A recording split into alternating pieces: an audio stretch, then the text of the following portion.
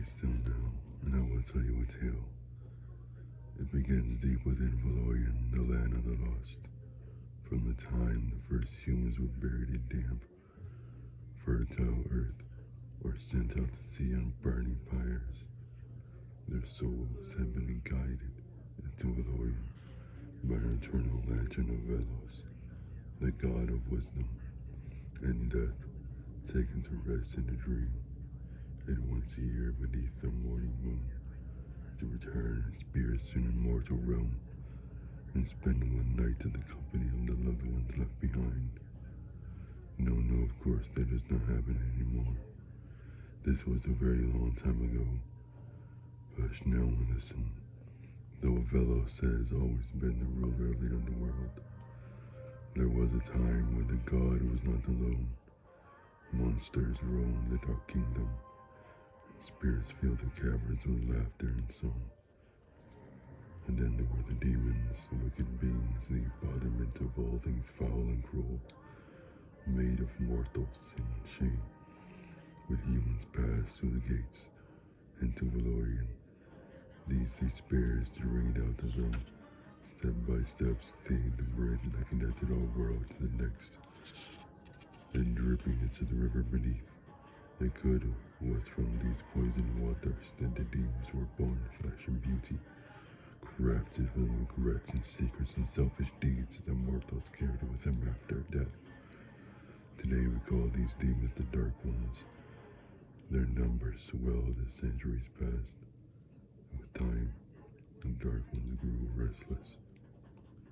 They yearned for independence, thirsted for a life beyond their shivering caves and misty swamps of Valorian.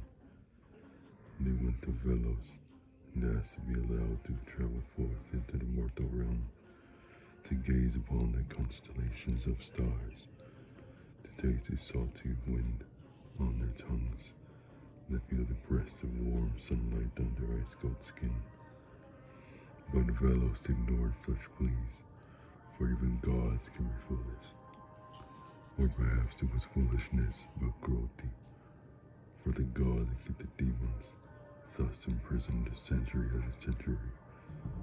Or perhaps it was wise, having been born of wickedness. The demons were capable of nothing but envy, brutality, and deception.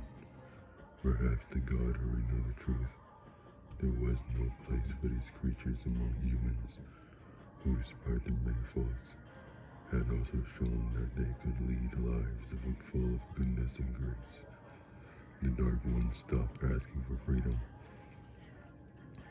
and insisted in clever things. They waited.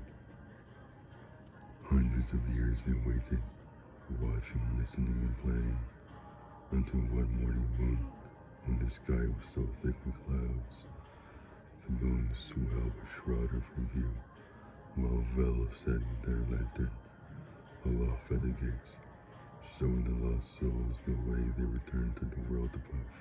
The Dark Ones suddenly surged forward.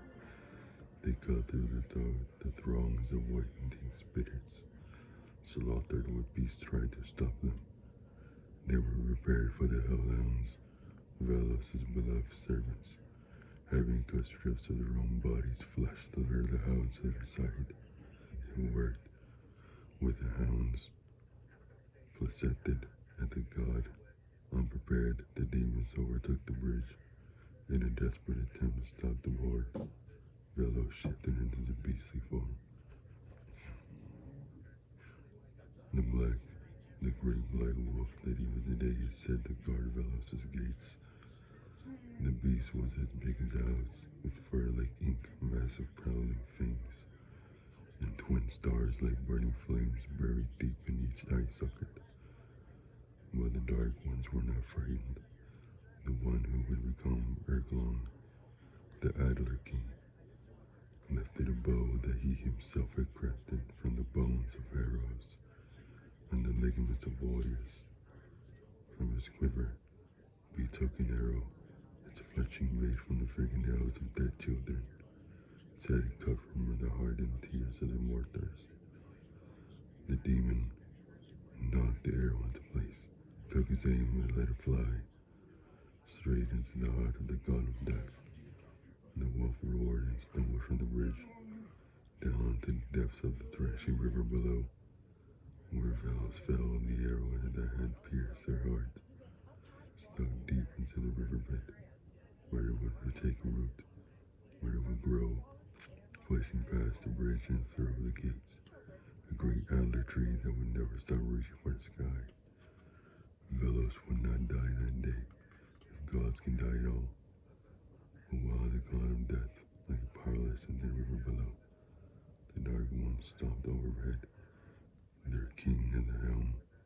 They emerged into a pitch-black night, thought its ordering splattered upon the glorious faces, while the morning moon hid behind lightning and thunder, choosing not to bear witness to the orders that had just been unleashed upon the mortal world. The summer solstice.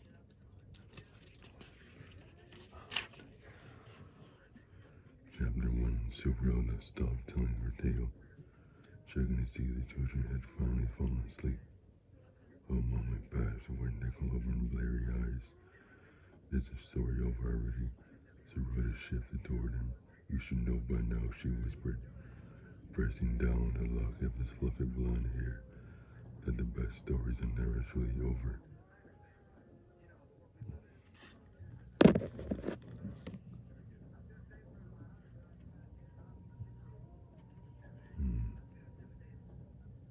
The story you should know by now, she whispered, pressing down a lock of his fluffy blonde hair, that the best stories are never truly over. I would argue that happily ever after is one of the more popular lies. He yawned, maybe, but it sure is a nice lie.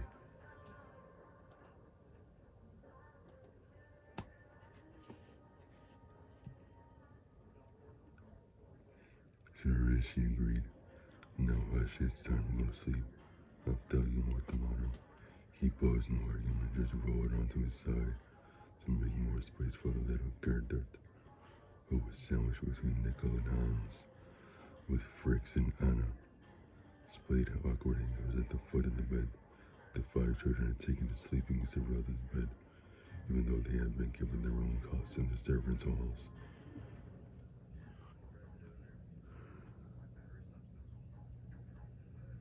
She didn't mind.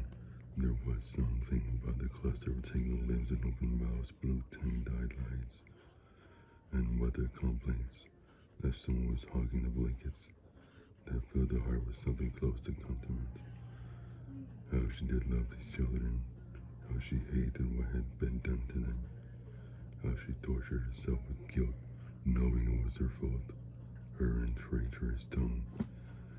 And the stories she couldn't stop telling, the imagination that had carried her away on so many fancies ever since she could remember, yet had brought her nothing but trouble, a life full of misfortunes. And the worst misfortune of all, the lives taken from these 5 precious souls. But they kept asking her to tell her tale, so what could they, she say? She could deny them nothing. Good night, she tugged the blankets up the Nickel's chin, covering the spots of blood that had leaked through his nightshirt, over the hole in his chest, where the Earthling's night ravens had eaten his heart. Leaning forward, she brushed a kiss to Nickel's temple. She had to bite back a grimace at his sensational cool slipperiness on his skin, as though even the gentlest touch might crush his skull. As if he were as brittle as autumn leaves in his child's fist. The ghosts were not delicate beings. They were already dead, and not much more harm could come to them. But they were caught somewhere in between the mortal films and decaying corpses, and as such it was as though their figures could not decide where to end, what amount of space to occupy to look at a ghost. It was a bit like looking at a mirage, their outlines shifting and blurring into the air. Touch one felt like the most unnatural being in the world. A bit like touching a dead slug, one that had been left to rot in blistering hot sun but cold. Still, Sorrel had allowed her 5 little ghosts with iron being, and if her body was missing, trapped in a haunted castle.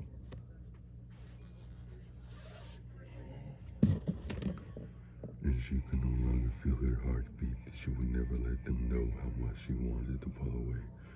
Every time one of them wrapped her in a hug or slipped her dead little hand into hers, Zerelda waited until she was certain that Nika was asleep.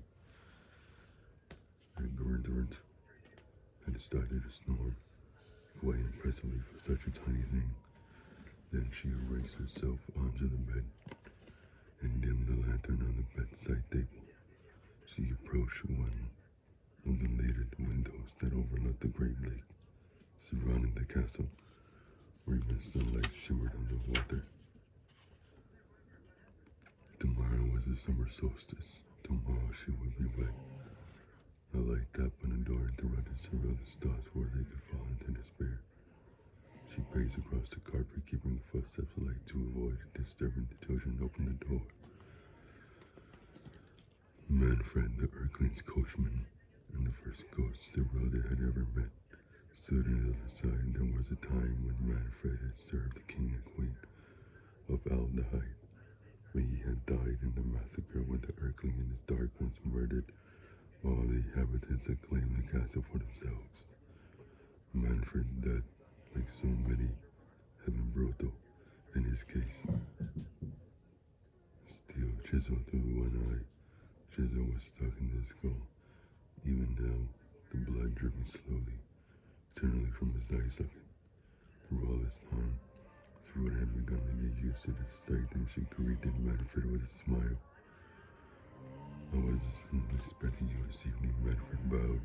His grim has requested your presence.